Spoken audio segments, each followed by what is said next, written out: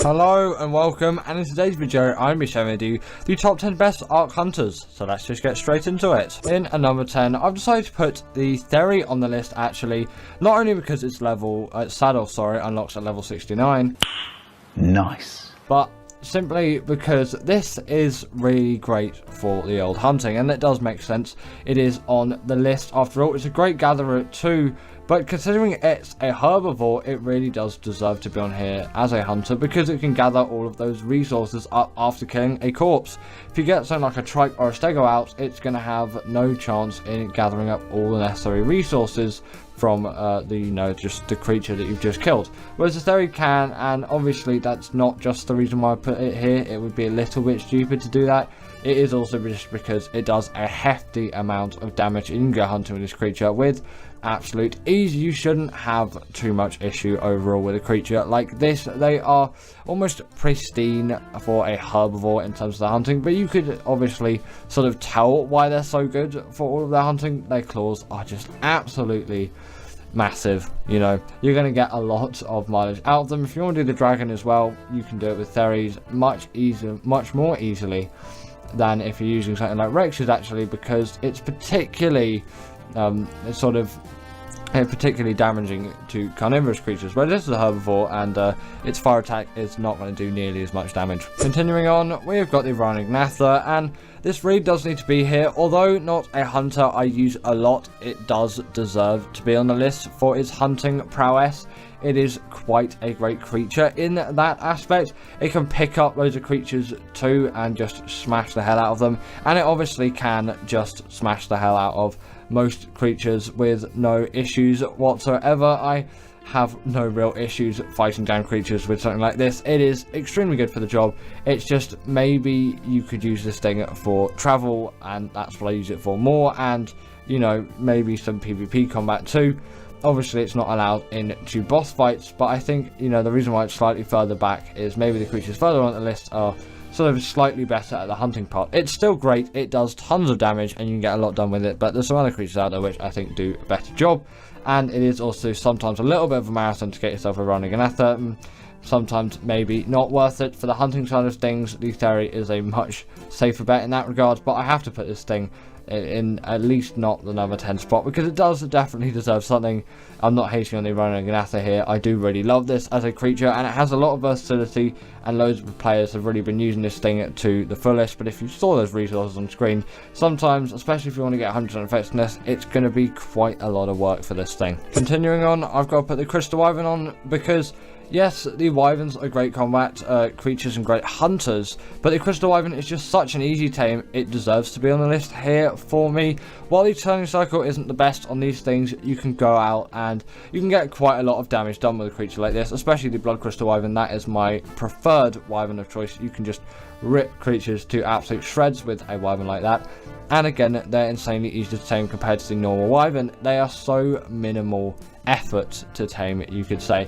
Essentially, you need to be level 60. That can be very easily done with a note run. Then knock out a Crystal Wyvern. Very easy to do now that you have the net gun and all of that. You can just take one of those with you, net gun one of these things and frank it out, and then boom, like that, take the Primal Crystal from it, and then, you know, you've got to passive feed the Crystal Wyvern that you want. Make sure you've got enough Primal Crystal as well. Maybe knock out a few Wyverns. Again, with the net gun, it really isn't too difficult, and then you've got yourself one of these things. In my opinion, it's a way nicer method than going down into the Wyvern trenches, and I do vastly prefer it from that.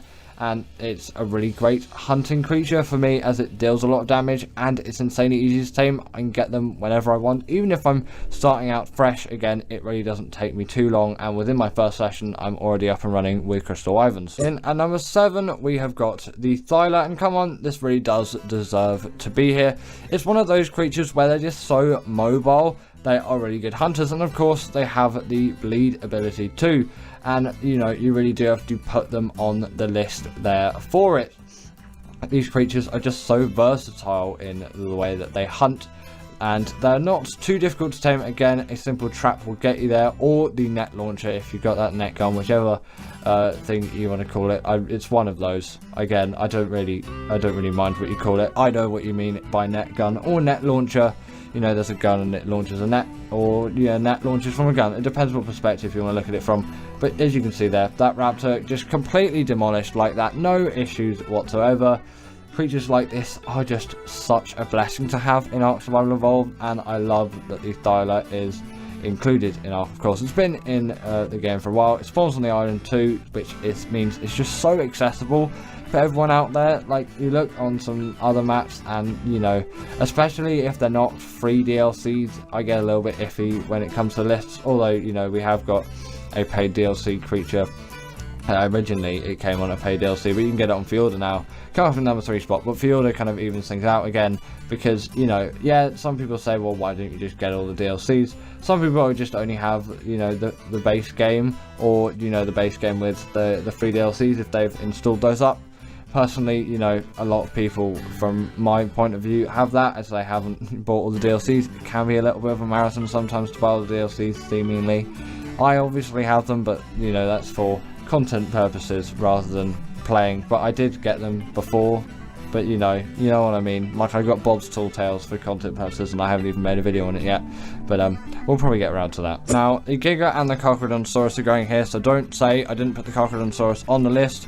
I'm putting it here with the Giga. I think they both tie hand in hand in a way for hunting. They're insanely great for killing creatures, but I'm putting them this far back on the list as I think they lack in terms of, you know, ease to tame and actually just getting them in the first place, which has to push them back instantly, in my opinion. If they're really easy to tame and they're great at doing their job, then they can go way higher. These things are great at doing their job, but it can be a little bit of a pain to tame. The Carcharodontosaurus can be a bit annoying as well, and sometimes can be a bit buggy and glitchy. You do know how Ark works after all, and some more complicated tame methods can tend to go wrong just from the game side of things rather than just your side. But there's no doubt in saying that they both are incredibly, insanely good at just hunting in general. They really do pack the punch when it comes to damage, and their health is enough to easily withstand any hunts that you're going to need to go on in the Ark map, because we're not really talking about bosses here, and these are only really useful on extinction for bosses, as they're not even allowed into boss fights on general maps, as they're seen as too powerful. They simply both did have to make a spotlight in this list, and so that's why I'm putting both of them here. In at number 5, we've got the Baryonyx. And why would you put this thing above the Giga, the Carcharodontosaurus, the Thyla, the Crystal Wyvern, the Rhino, and the Theri? Well, I really love what this thing does for water hunting and underwater hunting, and although maybe you don't do it a lot, it's a whole other dimension to it, and it can do basically all that the Thyla can. Maybe not quite as much mobility, and it does lack the bleed ability. It would be so insane if this creature had the bleed ability. But I still think the fact that all of that underwater stuff is accessible with a creature like this, it deserves the number 5 spot, putting it middle of the road. And also for caving as well, it is unbeatable. Still to this day, I love this creature's caving capabilities, and it is still an extremely mobile one. It can jump around, it can stun creatures as well on underwater hunts.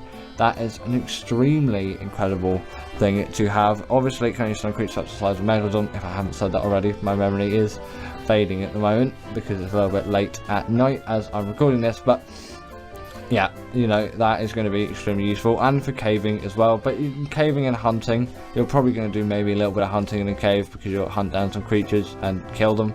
Again, I'm slightly flexing the words, but still, you know, given combat scenarios, they're going to do quite exceptionally well, especially if you've got a reasonably leveled one. And at number 4, I simply have to put the Rex just on what it's done for hunting in Ark, and while maybe some would use it more as a boss creature, the Yuti deserve the spot as well. I'm putting the Rex and the Yuti both in the same spot, like the Giga and the Carcharodontosaurus, because that Yuti buff is just insane. And I think, yeah, although I don't use them a lot for hunting, I use the Yuti more so actually than the Rex.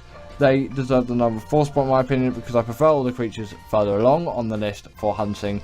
But the Yuti and the Rex are the OGs, and they've done so much for hunting in the grand scheme of Ark, and they were definitely my saviours earlier on. I know the Yuti didn't come around until 2017, the Rex more so, which is why the Rex is here rather than the Yuti in terms of the B-roll. But there is a Yuti in the B-roll. I know I'm killing it, but, you know, that's the UT's spotlight, but I still think it is a really useful hunter, obviously, for that ability, and it can actually deal quite a reasonable amount of damage as well. They're not going to be the most mobile. The UT's obviously way more mobile than the Rex, especially in water scenarios. I know you're not really going to be doing much with water and a Rex, but still, you might have to cross a lake or something, and it can just be a pain.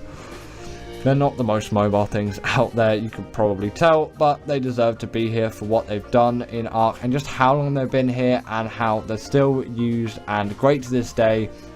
There will never be a day, in my opinion, where I think these creatures will be underappreciated for what they've done in the Ark community, as they really have stapled themselves as some incredibly great creatures that we can all love and use. In at number 3, I've decided to put the Shadow Mane, as this is insanely great underwater like the Barry, but it's better. I'm pretty confident it doesn't have the bleed ability, but it does have the hydration buff. It does have the bleed ability. Sorry to the Shadow Man, I just haven't used it in a bit. I haven't been doing much Ark lately, actually, because music has been getting in the way. I don't know why I said getting in the way, but I've been doing a lot of that at the moment, which is why maybe I've been a little bit more absent in some regards, but still, I'm kicking around, still recording all of these videos daily, I guess. But you know, I haven't really done much Ark playing, is what I should say. So sorry if I did get that wrong. Comment it down below if I did get it wrong as well, because I definitely do need to correct it, especially because the Shadowman does come up quite a lot in these top 10 lists. It's a great swimmer, you know, which is why it's such a great underwater hunter, and you know, the hydration buff just really does buff you down there, as it suggests. And it's a great combat creature just for its high mobility and high damage output. The only reason why it's not a little bit further ahead is its taming method really does suck. Now, I have to put the Desmodus here as such a great hunter, as the use of what you can get from the hunt with a creature like this, if that makes sense to you, because these creatures have Sanguine Elixir. From you hunting around and gathering up all those blood bags and things, if you want to get Bloodstalker as well, it's amazing. And more Desmoduses, of course, those blood bags are going to be incredibly useful. But that Sanguine Elixir is so good for tames. 30% of it is done. You just simply have to put it in their inventory and press whatever button it is for you. Or it could be a click, that's still a button, what am I talking about? Whatever button it is for you to like do the thing. The consume button, for me it's E, because PC player. But actually comment down below, what is your consume button in Ark from you console players to us PC players? And if you are someone who changes the key bindings around, what have you changed it to? Because I do want to know, actually, because I find it quite interesting sometimes, especially if you leave your reasonings down. Sometimes you don't really have a reason and you just do it, and you know, it's always a thing with me. I like crouch on X rather than C, but that's just my hand positioning, I guess.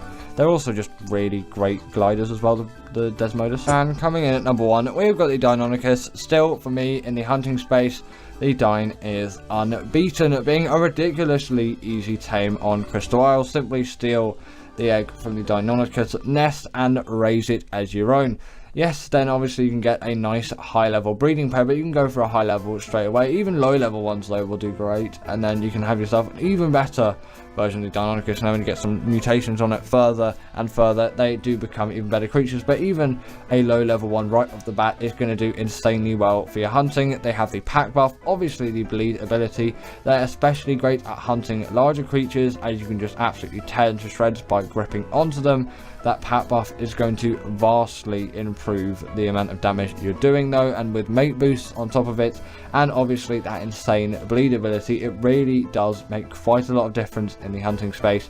You're going to have a great time. Not to mention that these creatures are insanely versatile when it comes to their movements. They really don't lack, and they take no fall damage too.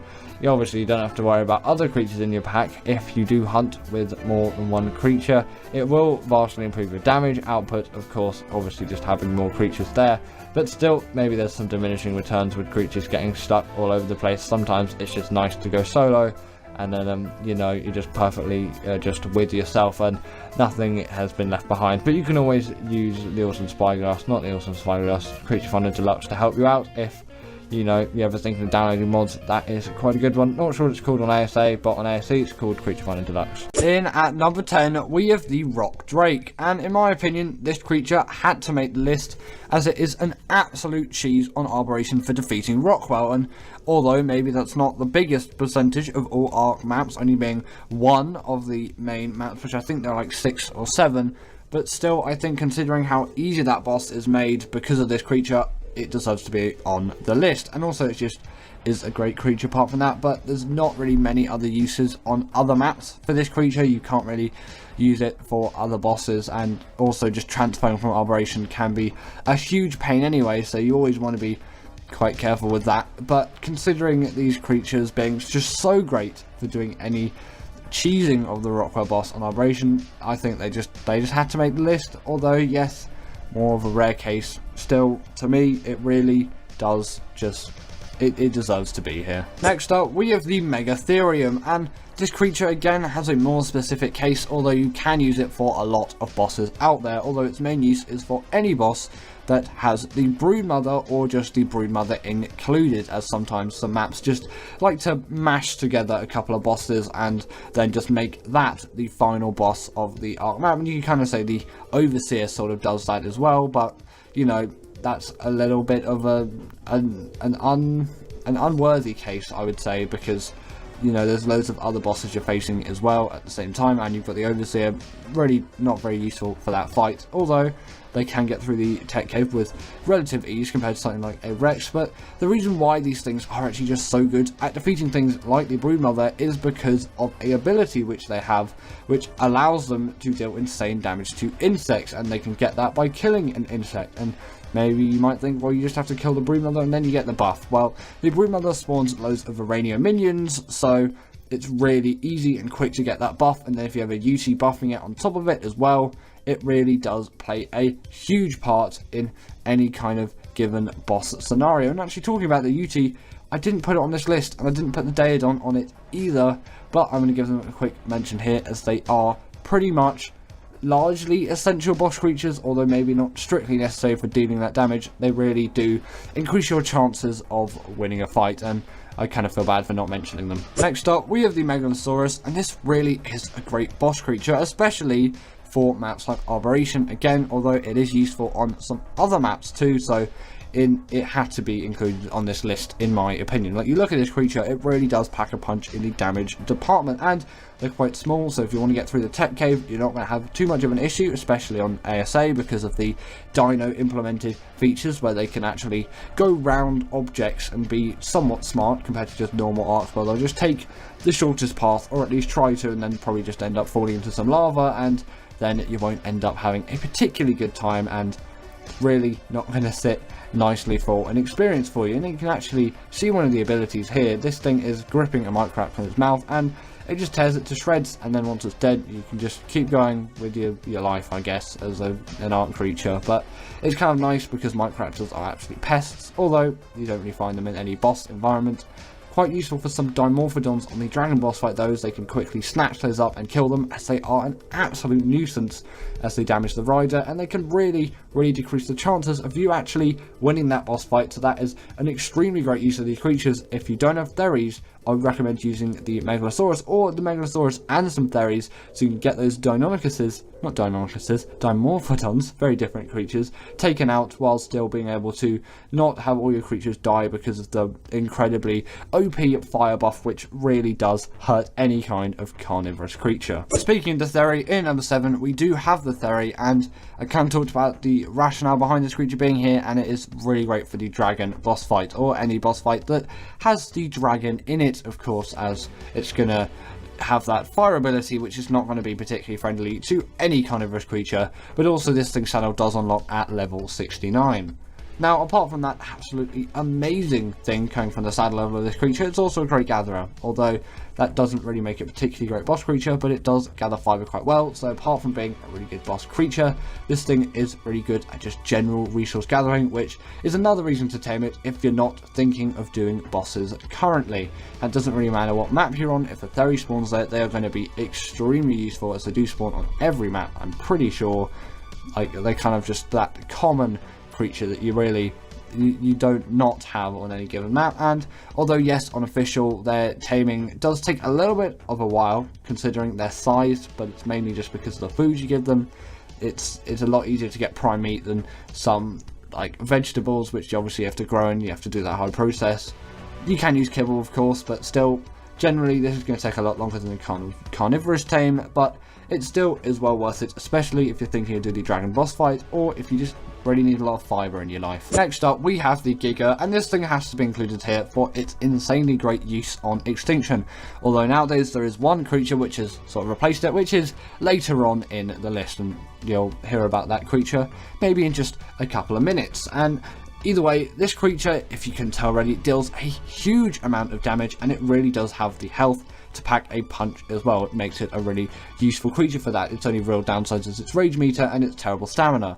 Although you probably won't be riding this creature when using it, considering that they're mainly used for the Titan boss fights, and you're going to have loads of these things anyway, and you might be riding something like a mech, or maybe just another equivalent creature, although you can end up on Gigas at some point. You might want to use the UT to buff it up, although you really don't want to get near that damage zone, as that UT is going to die very quickly. And if you're doing the Desert Titan on Extinction, you're going to want to use a Quetzal instead. You really can't use Gigas for this thing. The Quetzal is the best creature for it, so I'm going to give it a slight mention here as well, although it's pretty much only useful for that boss fight. You can kind of say the Moser is really great for the Moda boss fight, the same as the Megalodon, although they're in extremely rare cases, and they're not even the main bosses of the map, apart from obviously that previous example, but the Moda isn't the main boss of Genesis Part 1. In at number 5, we have got the Spino, and I know I've already talked about it earlier, but I kind of want, if I was to put the UT on this list, I would put it in at this spot, as I think all the creatures past it are better, but it's kind of on par with Spino is. It's just,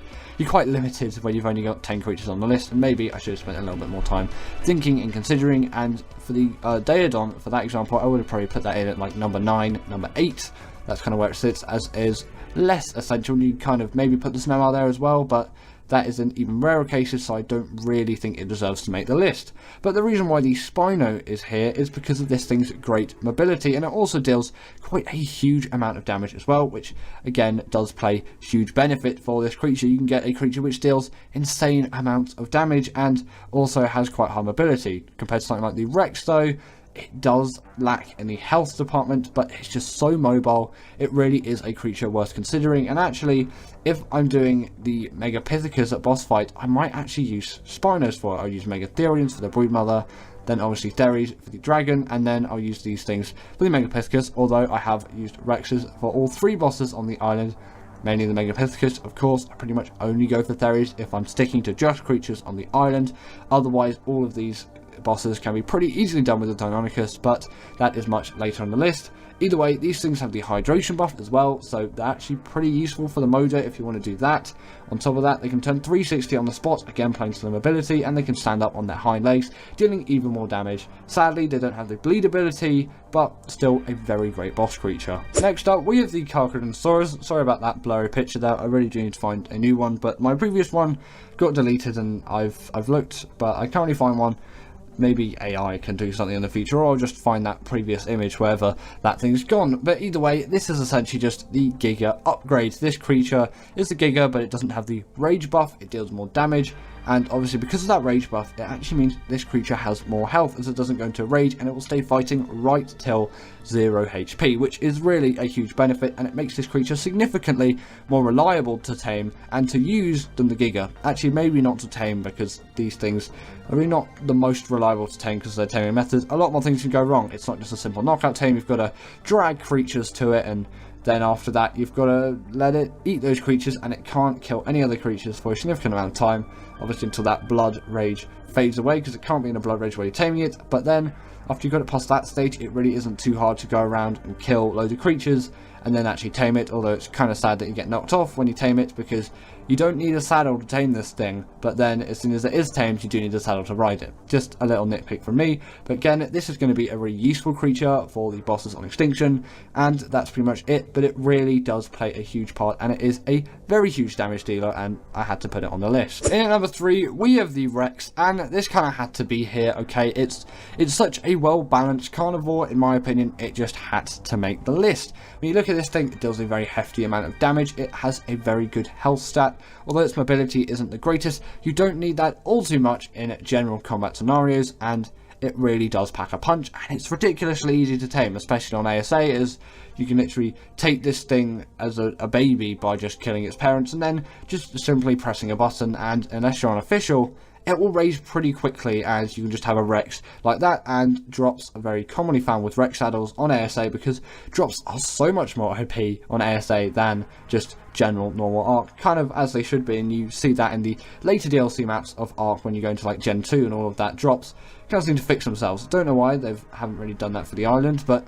maybe they're just like, it doesn't need the island, it's what it is now. It's just that first map that, although it's been really well designed, it does lack in a few features that the other maps really deliver, and sometimes, you know, there are some features in the new maps you kind of take for granted, although you don't really notice that too much in your Arc playing. It's just a couple of nitpicks when you go to like Gen 2 and all those newer maps. There's just a few things which just, they work better, not it work better. What is wrong with my grammar today? But yeah, sadly also the Rex doesn't deal the bleed ability, but it can do the raw and knock people off their riders.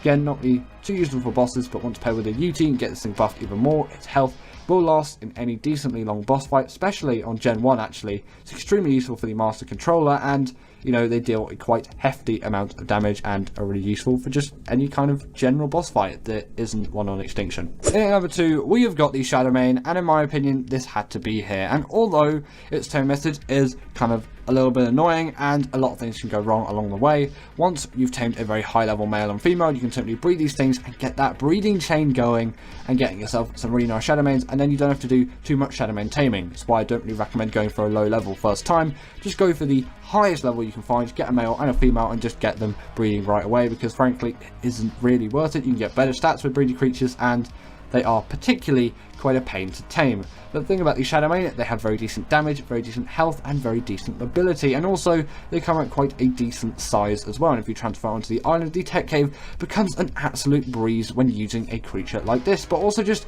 any general boss fight, they're pretty good for the Master Controller, although I've never used them for that. Really, I've seen some other people use it for them though, and they've been really successful with it. The reason why I haven't is they weren't actually out at the time I did the Master Controller, but I have used them for Rockwell on Gen 2 and all of the island bosses, and also all the bosses on Ragnarok, and they work really well. The only real hurdle is getting over that taming method. And finally, in at number 1, we have got the Deinonychus. In my opinion, I just have to put this thing here. The fact that this can deal bleed damage to bosses is an absolute game changer, and any of the bosses where you use Rexes or Megatheriums and Theries, these creatures are going to be extremely useful for all of those. With the bleed ability, those bosses can be very quickly done, and you don't really have to worry about the dragon's breathing attack, as that boss is going to go through so quickly, and even when it's in the air, that health is still going to be draining down. So it really does play a huge part in the Arc boss experience, and compared to the Shadow Mane, they are significantly easier to tame. Like, you compare the tame method for the Shadow Mane to this thing, they are so much easier to tame, and although they aren't quite as mobile because they can't jump like 10 million feet into the air, they still do have quite a lot of mobility. They don't take full damage, they have the pack buff. Sadly, they lose on the hydration buff, but you know, you're probably not going to be using these things for the Moda, and general boss arenas don't tend to have water in it, so not too useful for boss scenarios, although it can be useful in some cases. Either way, these creatures, in my opinion, are just so good at defeating bosses. Again, I need to say it, that bleed ability really does become an absolute game changer, and just for general use as well, they're really great creatures for just killing anything and traveling the map. So they're really great multi-use creatures as well, but they're mainly used for me in bosses, and I really don't know where I'd be in Arc if I didn't have the Deinonychus here. Actually, pro with the Shadow Mane, but in my opinion, this is a far superior creature. And give it up for our patrons, Ekaterina Puchkova and Karina Thorne, Dominic Maciejewski, sorry about that name, and everyone else that's on this list. All the people I've mentioned are paid members, and if you feel like that's something you want a shout out at the end of the video, go join the Patreon or become a paid YouTube member.